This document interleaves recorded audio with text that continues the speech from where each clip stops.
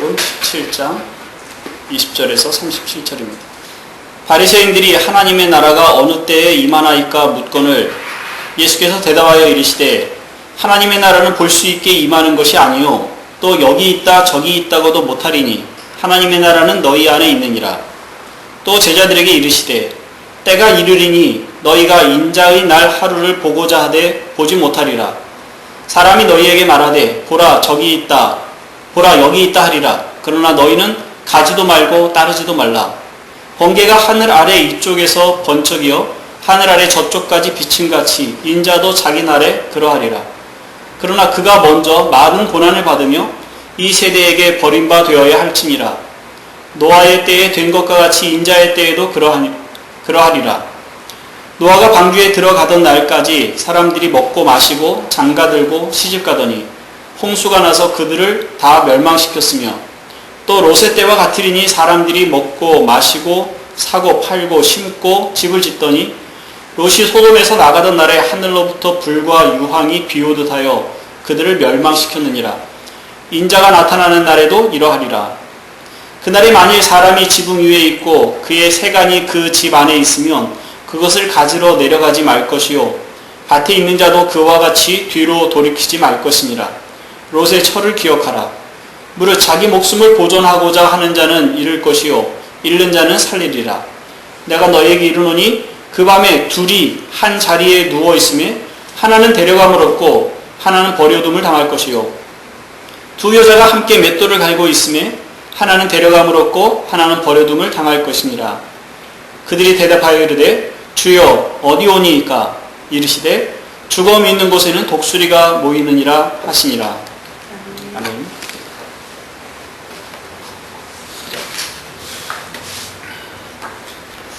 하나님의 나라가 어느 때에 임하나이까?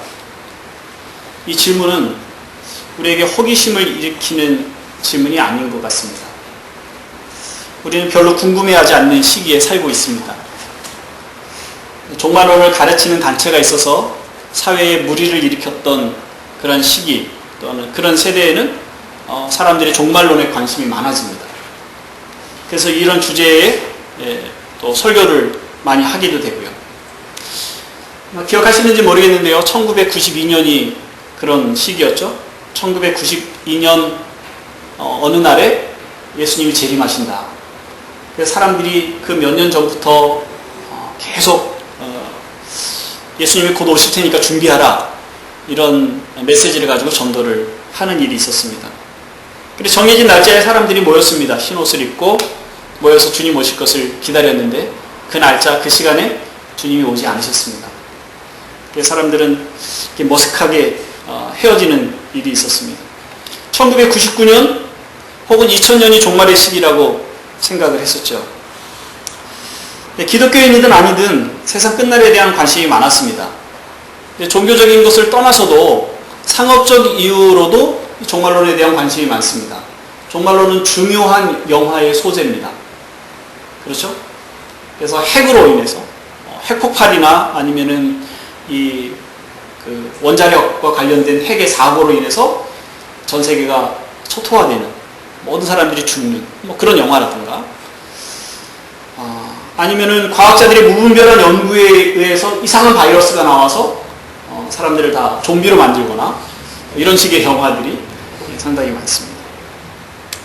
혹은 환경의 재앙, 지진이나 해일 같은 혹은 이 남극이나 북극의 얼음이 계속 전 국토를 전 세계를 다 얼려버리는 그런 환경의 재앙도 또 생각하고 또 영화를 만들기도 합니다.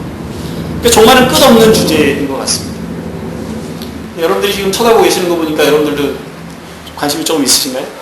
영화에 관심이 있으신 거죠? 주님이 언제 오실지가 아니라 주님이 말씀을 하시는 이 시기 그리고 또 누가가 이것을 기록해서 전했던 그 시기에는 정말 주님이 언제 오시는가 하는 것이 매우 중요한 주제였을 것입니다. 바리새인들이 이렇게 예수님께 묻습니다. 하나님의 나라가 어느 때에 임하나이까? 이건 바리새인들이 그 종말에 대해서 정말 진정한 관심을 가지고 있었기 때문에 질문하는 것이 아니라 주님에 대한 불신앙 때문에 이런 질문을 하는 것이죠. 예수님, 당신이 정말 그리스도라면, 당신이 하나님의 나라를 이 땅에 성취하시는 분이라면 그 증거를 보여주십시오. 보면 우리가 믿겠습니다. 하는 이 불신앙의 고백을 담고 사실 이 질문을 한 겁니다. 뭐가 보여줘요. 보여달라고 요청하는 사람들에게 보여주면 믿을 것 같다는 생각 때문에 어떻게 하면 보여주지? 그런 안타까운 마음을 우리가 좀 갖기도 하죠. 특히 이제 어른들은 그런 경우들이 흔하지 않습니다만은 하나님을 보여달라고 그러는 사람들이 있습니다. 하나님 계시면 어디 나한테 좀 보여줘. 그럼 내가 믿을게요. 그럼 우리 이제 저 사람한테 내가 어떻게 하나님 좀 가르쳐 주지? 하나님 꿈에라도 좀 나타나 주십시오. 그런 마음을 갖기도 합니다. 근데 우리도 보지 않은 하나님을 어떻게 다른 사람에게 보여주겠어요? 보이는 하나님은 하나님이 아닙니다. 그렇죠? 여러분들이 하나님을 봤어요? 그분 하나님 아니세요. 누군가의 꿈에 나타났습니까? 하나님 아닙니다. 하나님은 보이는 하나님이 아니십니다. 하나님이 보일 수 있게 나타나신 경우는 아들 예수님에게 유일합니다. 아들 예수님이 세상에 오셔서 사람들에게 나타나셨습니다. 사람들에게 보이셨습니다. 사람들은 하나님을 봤어요. 하나님의 아들을 본 거예요. 하나님의 아들을 통해서 하나님이 어떤 분이신지를 본 겁니다. 근데 많은 사람들이 믿지 않습니다. 봤다고 믿는 건 아닙니다. 예수님이 설교하면 내가 믿겠다. 예수님이 설교했는데도 불구하고 수많은 사람들이 믿지 않았습니다. 그 대표적인 사람들이 바리새인이잖아요. 그러니 목사가 설교해서 믿지 않는 건 충분히 있을 수 있는 일이죠. 그런데 그 아들 예수님은 죽으시고 부활하시고 승천하셨습니다. 그래서 육체로는 여기 계시지 않습니다. 하나님으로는 어느 곳에나 계십니다. 그런데 그 육체로 우리에게 나타나시지는 않습니다. 간혹 어떤 경우에 꿈에 그 모습으로 나타나시는 경우들이 있습니다. 그래서 그 사람이 예수님을 믿게 되는 경우들도 간혹 있습니다만 하나님이 특별하게 역사하시는 것 같습니다. 보편적인 일은 아닙니다. 어쨌든 이 바리새인의 질문, 하나님의 나라가 어느 때에 임합니까? 하는 질문에 예수님이 20절, 21절에 이렇게 대답을 하십니다. 오늘은 본문을 자주 봐야 되는데요. 20절을 중간에 보면 하나님의 나라는 볼 수 있게 임하는 것이 아니요 또 여기 있다 저기 있다고도 못하리니 하나님의 나라는 너희 안에 있느니라. 하나님의 나라는 여기 있다 저기 있다 그렇게 말할 수 있는 게 아니고 하나님의 나라는 너희가 기대하는 것처럼 볼 수 있게 임하는 것도 아니야. 그런데 하나님의 나라는 너희 안에 있어. 이렇게 말씀하죠. 하나님 안에 너희 안에 있다. 이 말은 두 가지 의미가 있는데요. 하나님의 나라는 예수 그리스도와 함께 이 땅에 임했습니다. 예수님의 인격과 그 존재와 예수님의 사역, 병을 고치고 나병 환자를 고치고 죽은 자를 살리는 이 사역 속에 하나님의 나라가 있는 거예요. 그러니까 바리새인들이 말하고 있는 그 자리에 사실은 예수님이 계시니까 하나님의 나라가 이미 있는 거죠. 하나님의 나라가 너희 안에 있어. 너희 가운데 있어. 이런 의미입니다. 하나님의 나라는 그들이 보는 대로 그 앞에 있었던 거예요. 물론 이 말 고지그대로 바리새인들 너희 안에 하나님의 나라가 있어 라는 의미는 아닙니다. 바리새인들에게는 하나님의 나라가 없어요. 바리새인들은 하나님을 불신하고 있어요. 예수 그리스도를 믿지 않고 있어요. 그러니까 그들 안에 하나님의 나라는 없는 거예요. 그러니까 주님의 이 말씀은 너희들 보는 이 가운데 라는 그런 의미로 지금 말씀을 하신 겁니다. 또 하나의 의미는 너희가 기대하는 그 하나님의 나라가 즉시 반드시 올 것이다라는 말씀을, 그건 미래죠. 미래에 일어날 일이지만 그것이 분명하게 일어날 거라는 것을 현재형으로 말씀을 하시는 겁니다. 성경에 그런 경우들이 종종 있습니다. 너희 안에 있다라고 하는 말씀은 이제 그것이 반드시 그리고 즉시로 나타날 것이다라는 그런 강한 메시지가 담겨져 있는 겁니다. 예수님이 하나님의 영광으로 이 땅에 오셨을 때에 이미 하나님의 나라는 이 땅에 왔습니다. 예수님의 성품과 예수님의 사역을 통해 하나님의 나라가 이 땅에 왔다는 것을 말씀해 주셨고 제자들이 그것을 믿었죠. 그런데 아직 하나님의 나라는 완성되지 않았습니다. 아직도 이 땅에는 죄가 있고 악함이 있고 여전히 병들고 고통하고 죽는 일들이 일어나고 있습니다. 온전한 하나님의 나라에는 그런 일들이 일어나지 않을 겁니다. 그래서 우리는 그 두 사이에 끼어서 살아가는 거예요. 그리스도와 함께 이미 이 세상에 임한 하나님의 나라. 그러나 그 하나님의 나라가 시작됐지만 아직은 완성되지 않은, 그러나 반드시 올 하나님의 나라, 그 사이에 우리가 끼어서 살아가고 있는 겁니다. 그 나라는 아직은 오지 않았지만 분명히 올 겁니다. 왜냐하면 그 나라의 씨앗이 이미 심겨졌고 그 나무는 자라기 시작했습니다. 이제 곧 열매가 나타날 거예요. 주님은 바리새인들에게 이 하나님의 나라가 너희 가운데 있다라고 말씀하신 후에 제자들에게 하나님의 나라의 특징이 어떠한지를 이제 뒤에 계속 설명을 하십니다. 그게 이제 22절부터 37절까지 있는 말씀인데요. 몇 가지 특징들을 좀 살펴봅시다. 첫째, 오실 때까지 하나님 나라는 감추어져 있습니다. 하나님의 나라가 완성될 때까지 하나님의 나라는 감추어져 있습니다. 이미 시작이 되었지만 그 하나님의 나라가 우리 안에, 우리에게 확연히 보여지지 않습니다. 22절 말씀 보시면요. 사람이 너희에게 말하되 보라 저기 있다, 보라 여기 있다 하리라. 그러나 너희는 가지도 말고 따르지도 말라. 23절을 읽겠습니다. 22절 다시 보겠습니다. 또 제자들에게 이르시되 때가 이르리니 너희가 인자의 날 하루를 보고자 하되 보지 못하리라. 인자의 날, 그건 주님이 오셔서 하나님 나라를 완성하시는 날인데 그 날을 너희가 보고 싶어 하지만, 보고자 열망하지만 그 나라를 볼 수 없을 것이다. 주님은 제자들이 함께 생활하고 배우고 기적을 경험했던 그 시절이 하나님의 나라가 눈앞에 보였던 시절이잖아요. 그런데 주님은 이제 곧 제자들을 떠나실 겁니다. 하늘에 가실 거예요. 제자들을 살아가면서 주님이 함께 하셨던 그 날을 그리워하는 것처럼 하나님의 나라가 완성될 걸 그리워하게 될 겁니다. 그렇지만 그 나라는 금방 눈에 드러나듯이 오지 않습니다. 그래서 소망을 품고 살아가죠. 그 나라가 언제 올지 기대하며 빨리 왔으면 좋겠다는 마음을 가지고 살아가게 됩니다. 제자들도 그랬고요. 2000년이 지난 지금도 우리는 동일한 마음을 가지고 살아가고 있습니다. 아직 주님이 오지 않았어요. 주님이 더디 오시려나? 우리는 그런 생각을 합니다. 그러나 주님은 천년이 하루 같다 그렇게 말씀하십니다. 주님은 구원에 이를 사람들을 기다리시기 위해서 그 날을 연기하고 계신다고 성경에 말합니다. 우리는 그 날을 기대하면서 죄와 싸우고 또 하나님 나라가 없다라고 말하는 사람들의 그 조롱과 비난과 반대를 견디는 시간들을 보내야 합니다.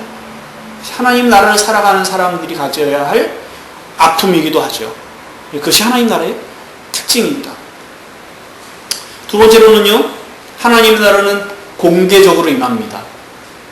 아직은 감춰져 있습니다. 그러나 그 나라가 임할 때는 공개적으로 임합니다. 23절, 24절 보면요. 사람이 너희에게 말하되 보라 저기 있다, 보라 여기 있다 하리라. 그러나 너희는 가지도 말고 따르지도 말라.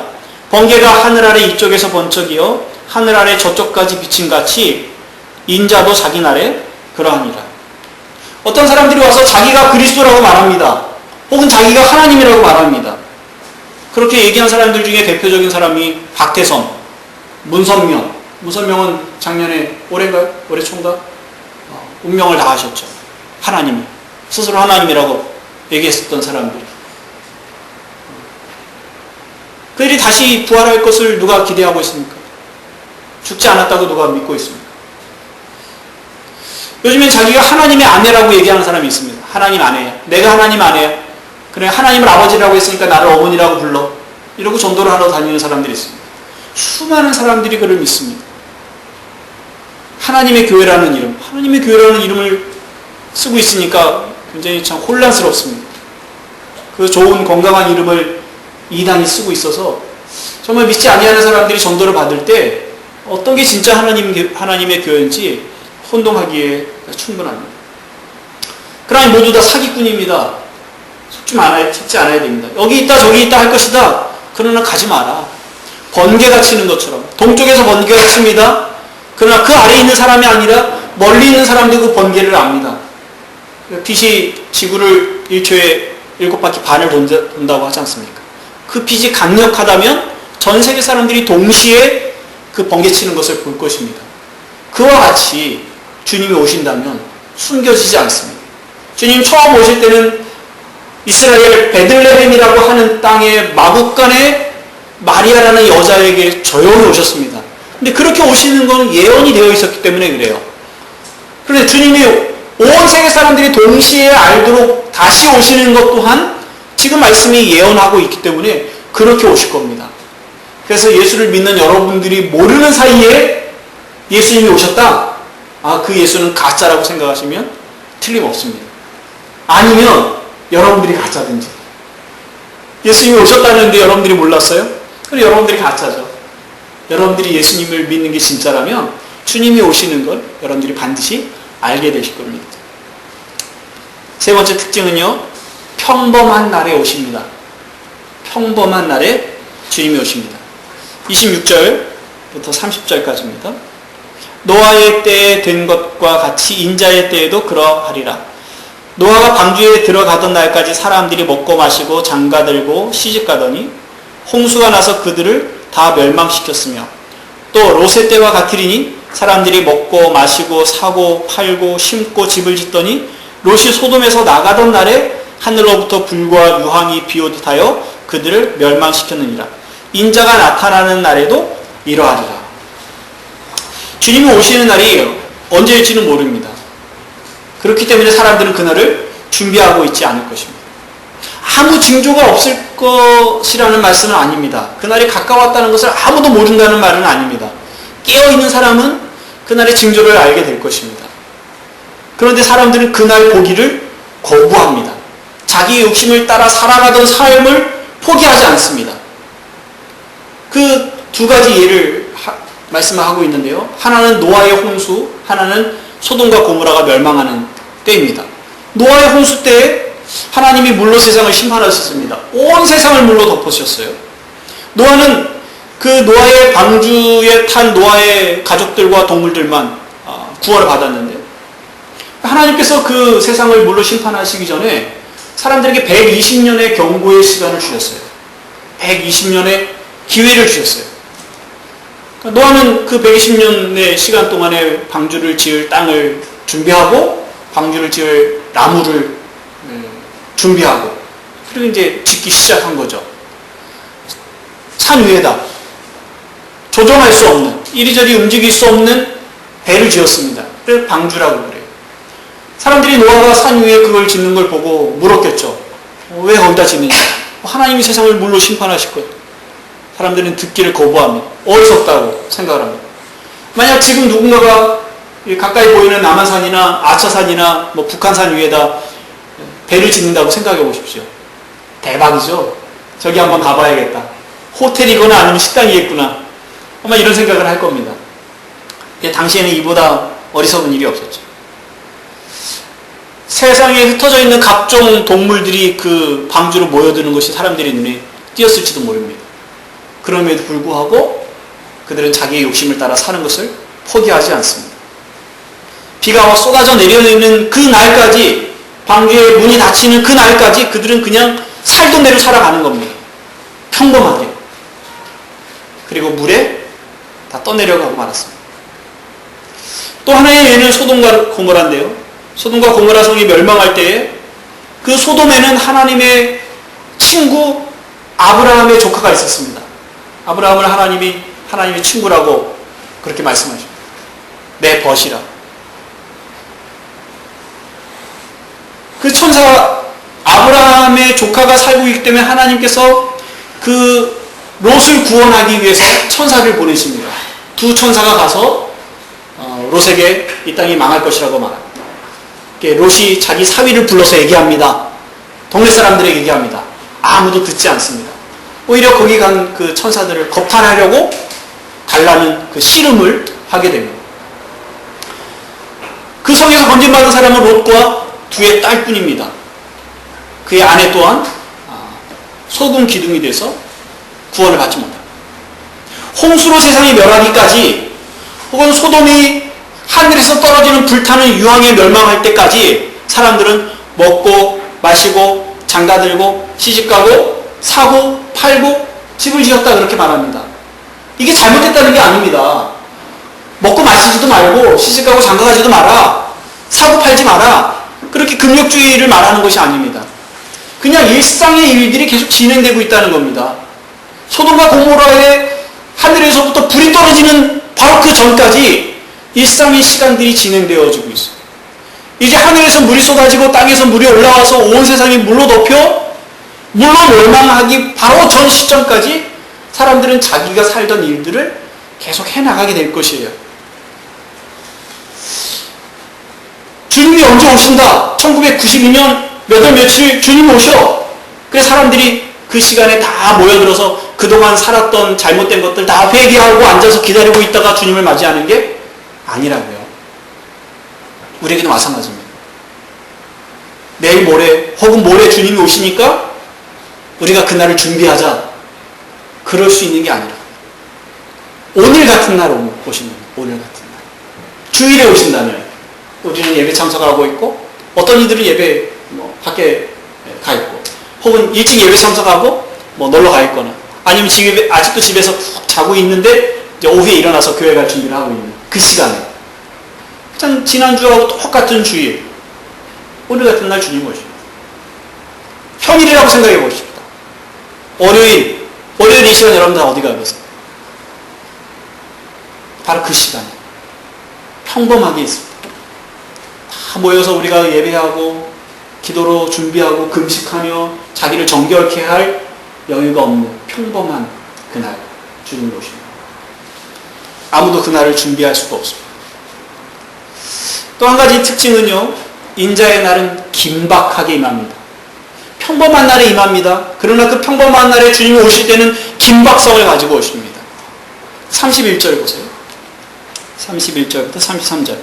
그날에 만일 사람이 지붕 위에 있고 그의 세간이 그 집 안에 있으면 그것을 가지러 내려가지 말 것이요 밭에 있는 자도 그와 같이 뒤로 돌이키지 말 것이니라. 롯의 철을 기억하라. 무릇 자기 목숨을 보존하고자 하는 자는 잃을 것이요 잃는 자는 살리리라. 그날이 얼마나 긴박한지를 말씀하고 계시는 것인데요. 재난 영화를 보신 일이 아마 있으실 겁니다. 저는 이제 생각나는 게 해운대인데, 해운대 영화를 보시면 부산 해운대 앞바다에 그 바닷속에서 지진이 있었습니다. 그래서 쓰나미가 해운대를 덮어버립니다.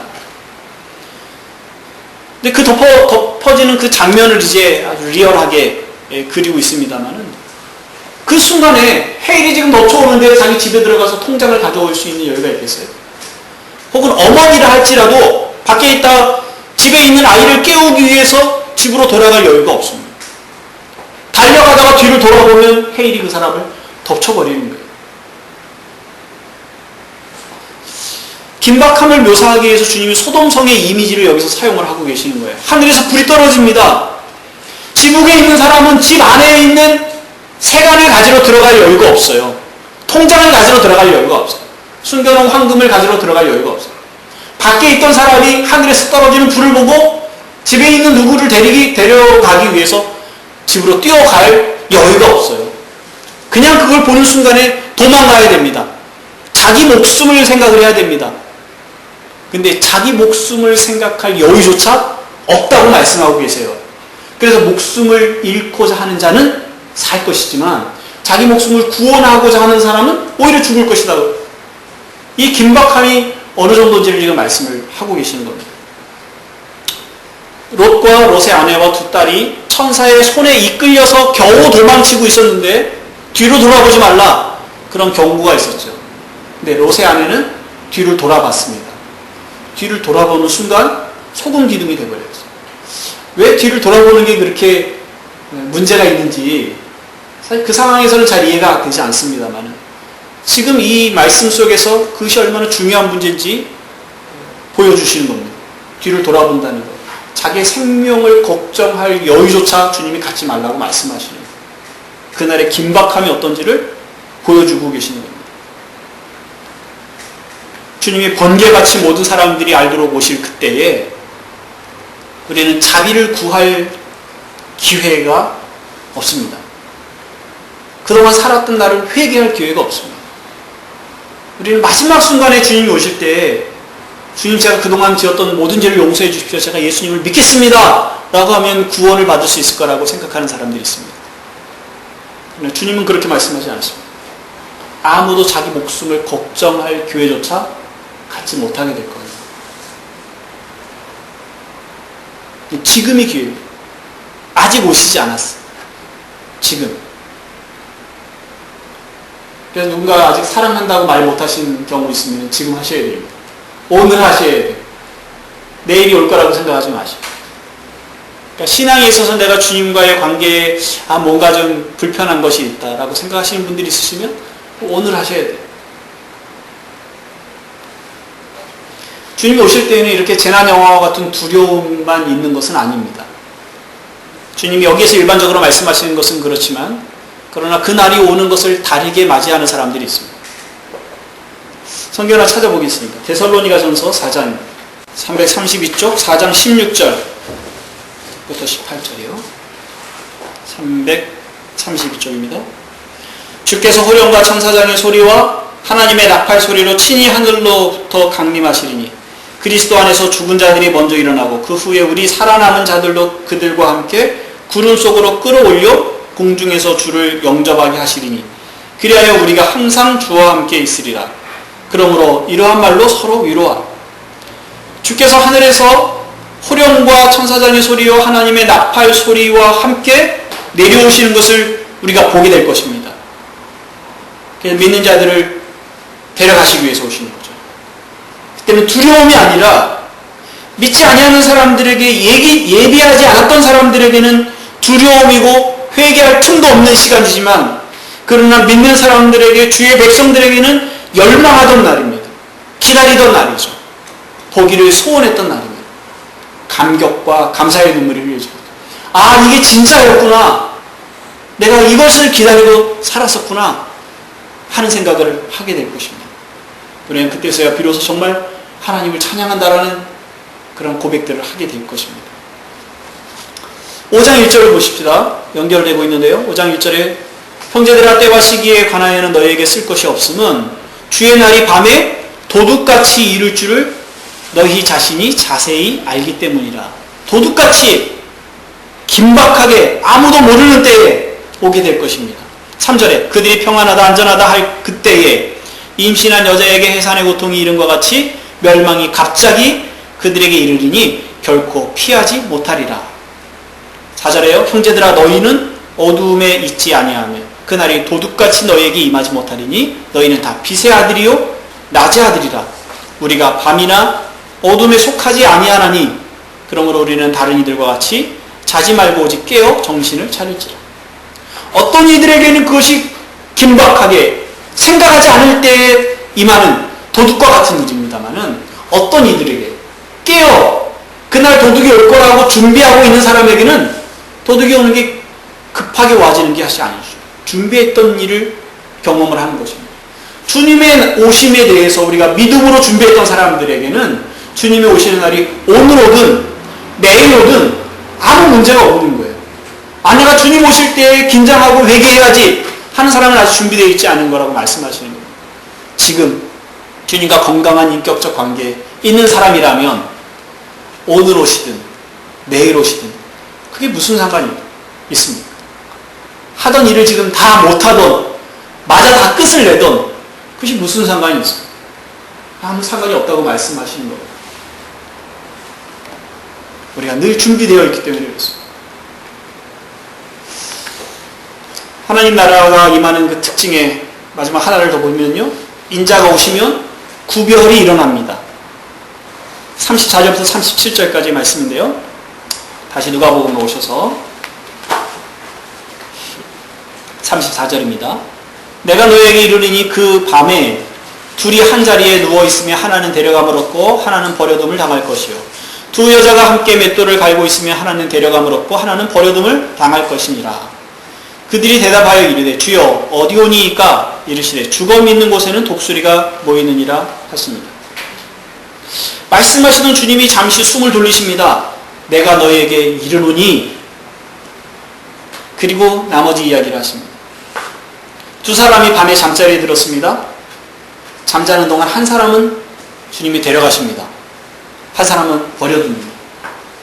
데려가신다는 건 지금 주님이 호령과 천사장의 나팔 소리로 공중에 임하셨다는 의미죠. 낮에 두 사람이 함께 맷돌을 갑니다. 맷돌은 이 두 개의 돌이 겹쳐져 있는, 그리고 그 위에 손잡이가 있습니다. 두 사람이 잡으면 딱 맞는 그 크기죠. 두 사람이 같이 돌립니다. 돌리다가 한 사람은 주님이 데려가시고 한 사람은 그 자리에 남습니다. 낮에 일어날까요? 밤에 일어날까요? 언제 일어날지 모르겠습니다. 그러나 낮이든 밤이든 결과는 같습니다. 누구는 데려감을 당하고 누구는 그냥 버려둠을 받습니다. 37절 말씀은 좀 의미가 분명하지 않습니다. 그 얘기를 듣고 제자들이 이렇게 묻습니다. 주님, 어디 오니까? 어디에서 이런 일이 일어납니까? 아마 이런 질문인 것 같은데요. 어디에서 이런 일이 일어납니까? 누구는 데려감을 당하고 누구는 버림을 당한다는 일이요. 주님이 오시는 날이 이런 현상들이 일어나는 게 어디에서 일어나는 겁니까? 이런 질문이라면 주님은 온 세계 어느 곳에든지 일어나는 곳이다 라는 말씀으로 죽음이 있는 곳에 독수리가 모인다 하는 의미로 말씀을 하시는 거고요. 또 하나는 데려감을 당하는데 그 데려감을 당하는 사람들이 어디로 옮겨집니까? 하는 질문일 수도 있습니다. 그런 의미라면 그러니까 죽은 시체가 있는 곳엔 독수리가 있는 것이 당연한 것처럼 그리스도인들이 어디로 가게 될 것이냐? 그리스도가 있는 곳에 가게 되지 않느냐? 이런 당연성으로 지금 이 얘기를 하셨을 수도 있습니다. 그래서 두 가지 의미가 다 있을 수 있는데 어렵다는 얘기예요. 어쨌든 지금 핵심은 그게 아니고요. 누구는 남겨지고 누구는 데려간다. 남겨지는 사람에게 일어날 일은 심판이죠. 그들이 행한 죄에 따라 심판하시는 것만 남습니다. 요한계시록 20장에 의하면 그들에게 허락되어진 것은 지옥에 들어가는 것밖에는 남는 일이 없습니다. 어떤 사람들은 데려감을 받습니다. 하나님 나라가 완성되어지고 그 나라에 들어가게 된다는 얘기입니다. 예수를 하나님의 아들로, 예수님을 그리스도로 믿고 고백하는 사람들은 데려가실 겁니다. 그렇지 않은 사람들은 남겨질 겁니다. 예수 그리스도를 주님으로 인정하고 그 말씀을 따라 살아가는 사람, 그들은 생명으로 인도하여 드리실 것입니다. 그들은 누가복음에서 계속 얘기하는 것처럼 탐욕으로 살아가는 사람들이 아닙니다. 세상을 사랑하여 살아가는 사람들이 아닙니다. 그리스도의 부름을 받아 그리스도를 따르고 자기를 부인하고 십자가를 지고 쫓아가는 사람들입니다. 그리고 신앙에 열심히 있는 사람들을 말하는 것이 아니죠. 가난한 사람들, 병든 사람들, 지난번에 봤던 사마리아 나병 환자 같은 사람들, 이 사람들은 세상에 기댈 것이 없습니다. 자기를 의지할 것이 아무것도 없습니다. 자기를 자랑할 것이 없습니다. 그래서 오로지 예수 그리스도를 기다리고 사모하고 그리스도께 나와 내게 자비를 베풀어 주십시오라고 도움을 요청하는 사람들, 이런 사람들이 구원에 이르게 되는 사람들입니다. 그건 세상에 가난하고 병든 사람들이 구원을 받는다는 의미가 아닙니다. 영적인 얘기를 하는 겁니다. 자기 안에 있는 죄로 인한 영적인 부패, 영적인 파산, 나는 지금의 내 상태, 내 열심, 내 신앙, 나의 행함들로 봐서는 하나님 나라에 들어갈 수 없어 라는 것을 인식하고 오로지 하나님의 은혜만이, 그리스도의 죽으심만이, 성령의 돕는 은혜만이 나를 구원에 이르게 할 수 있어. 하나님이여 나를 긍휼히 여기십시오 라고 고백하는 사람들이 구원에 이른 사람들이에요. 그 사람들은 그리스도를 쫓아가는 사람들입니다. 그들 안에 성령께서 그들 속사람을 변화시키셔서 그리스도의 날 보기를 열망하게 하십니다. 주님을 만나기를 소망하게 하십니다.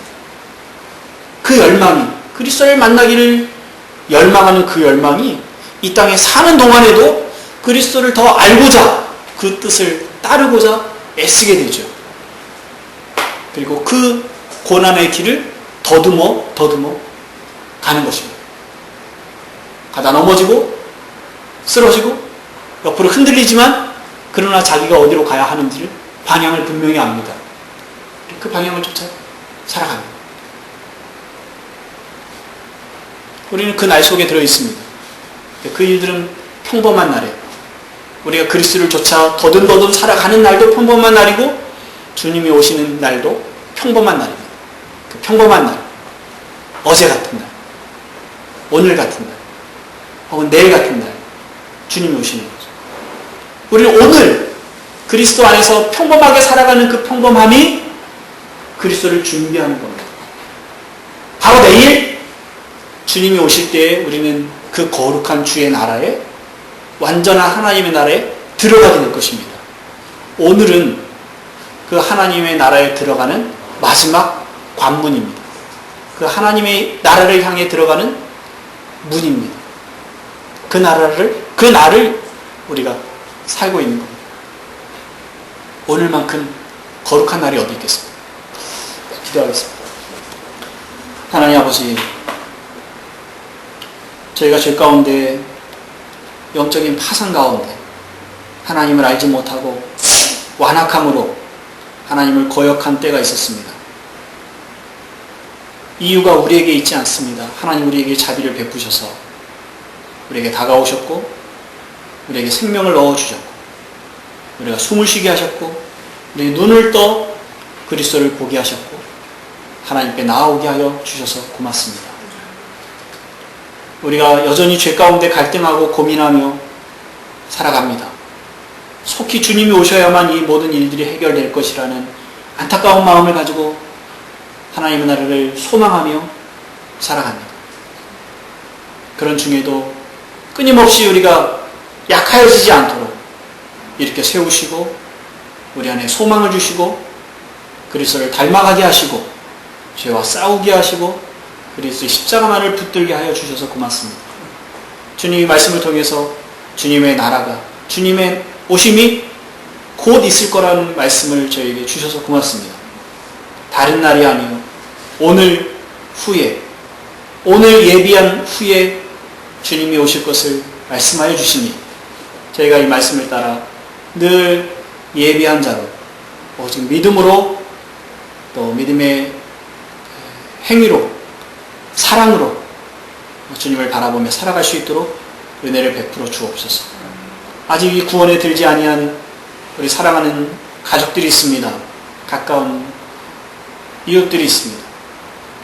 은혜를 베풀어 주셔서 복음의 은혜와 그 능력이 그들에게까지 전달되어 주도록, 우리 가까운 이들이 주의 구원의 방주에 들어올 수 있도록 긍휼을 베풀어 주십시오.